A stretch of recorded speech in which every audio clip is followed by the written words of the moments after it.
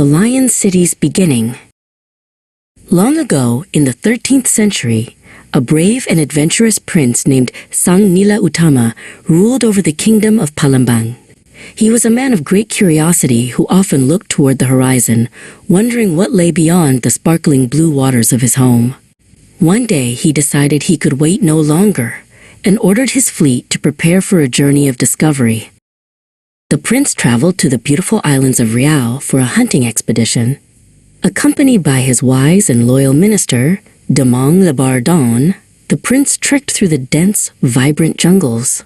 They shared many stories of the lands they had seen, but Sang Nila Utama felt that his greatest adventure was still waiting to happen. While chasing a swift deer, the prince climbed a massive rock that overlooked the sea.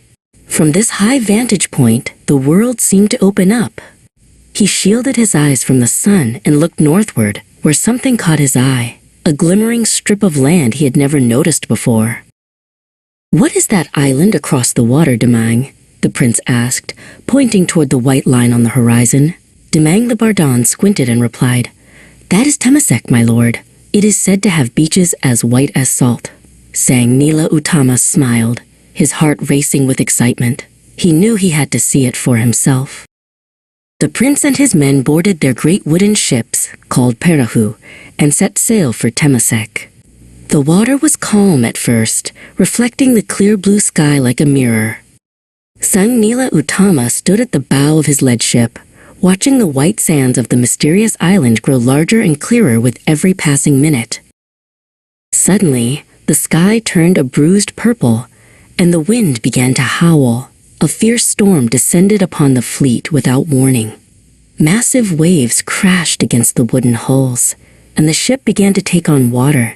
Demang Lebardon clung to the mast, shouting for the sailors to throw their heavy cargo overboard to lighten the load.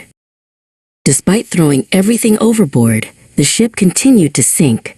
The prince realized that the sea demanded something more precious. He looked at his heavy golden crown, shimmering with jewels.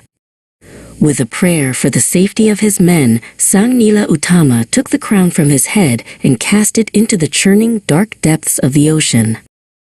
As soon as the crown touched the water, the storm vanished. The waves flattened into a peaceful shimmer, and the sun broke through the clouds. The fleet sailed safely to the shores of Temasek.